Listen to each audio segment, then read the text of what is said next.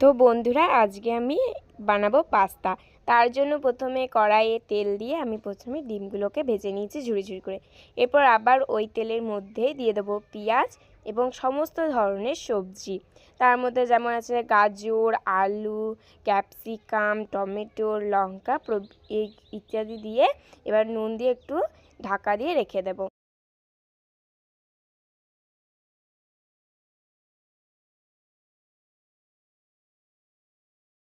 এরপর দিয়ে দিতে হবে অল্প হলুদ। হলুদটা দিয়ে দেওয়ার পর এবার আমি ঢাকা দিয়ে রেখে দেবো আধ ঘন্টার মতো। এবার গ্যাসটা কিন্তু লো ফ্লেমে দিয়ে দেবে। এরপর ঢাকাটা খুলে আর অল্প নিয়ে নেব এবং দেখে নিতে হবে আলু সমস্ত সবজিগুলো সেদ্ধ হয়েছে কি না।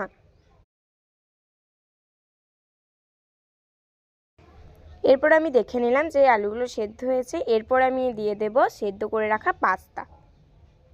এবার পাস্তাটাকে দিয়ে ভালো করে এবার নেড়ে নিতে হবে।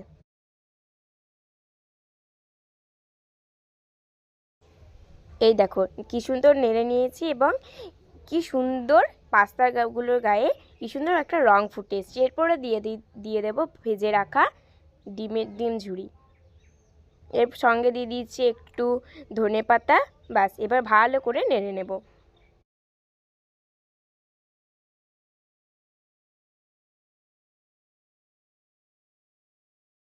এখন 2 মিনিটের মতো ঢাকা দিয়ে রেখে দিতে হবে।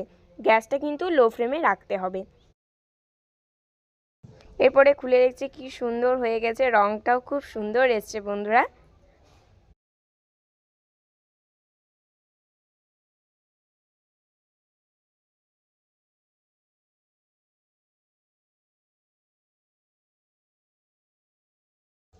এবারে আবার ভালো করে এবার নেড়ে নিতে হবে। এবার মায়ের জন্য অল্প তুলে নিচ্ছি, মাকে দিয়ে প্রথমে টেস্ট করাবো।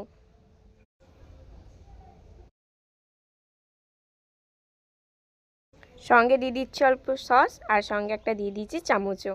এবার মায়ের কাছে নিয়ে যাওয়ার পালা, দেখি মা খেয়ে কেমন বলে।